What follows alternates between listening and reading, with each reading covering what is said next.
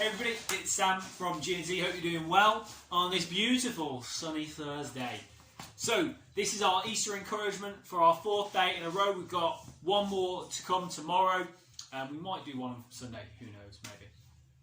So for those who don't know what we're doing, so this is just an Easter encouragement just every day this week, just to boost your spirits, lift you up a little bit, but also tell you a little bit more about that Easter story. For Christians, this time of year is the most important time because this is when we celebrate that Jesus died on a cross and then on the Sunday he rose from the grave so that we could experience real relationship with God.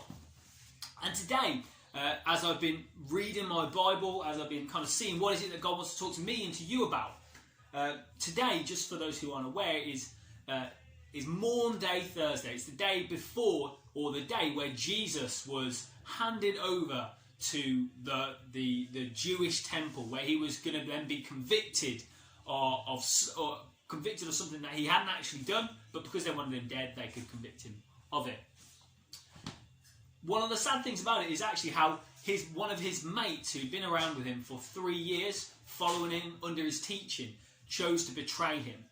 But just before Jesus was arrested, he went up to this garden called Gethsemane to pray. And there, we learn something about who Jesus was. We really experience the true humanity of this God who became man.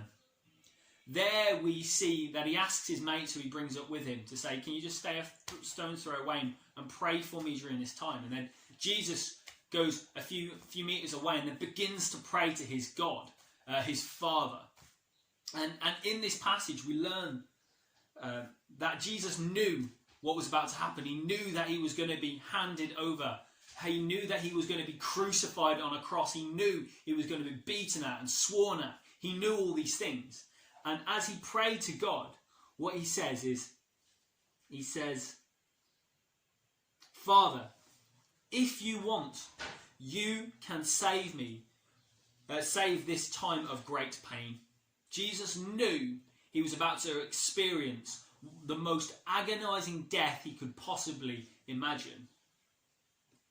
And what he chose to do in that moment was he chose to pray to his Father who cares and who loves him.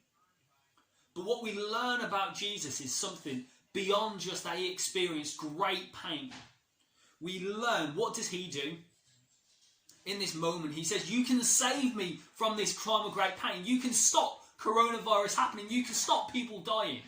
You can stop all of these things. So why are you not going to do it? But what Jesus does, instead of turning his back on God, he actually turns and says, yes, you can save me of this great pain, but I do not ask you to do what I want.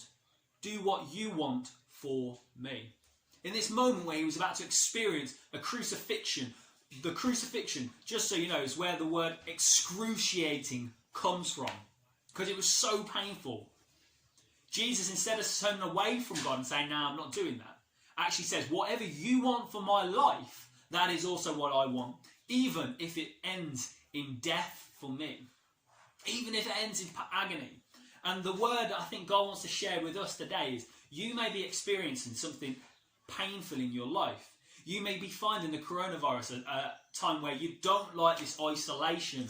You don't enjoy having to be around your family and not seeing your friends, not being at school, or not playing the sport that you want to play, or going out and doing the things that you want to do.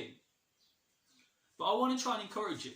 Instead of saying, this is what I want, God, so why are you letting this happen, and cuss just at God, I want to encourage you to maybe turn around and say, but God, whatever you want, help me to submit to that. Help me to do that. And turn our eyes, instead of to ourselves, to a God who knows, who loves, and who cares for us today.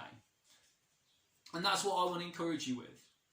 To turn to the creator of the world and say, actually, this isn't really a good fun time. You know, people are losing their jobs and all this good stuff. But we need to also remember that the God who created the world is still in control of the world. And whatever's happening right now, we can learn something about who God is and learn something about ourselves. So let's not neglect that learning, and let's draw closer into the God who knows and who loves us. That's all I want to speak about today. Bless you guys. Have a good day. Enjoy the rest of the sun. Farewell.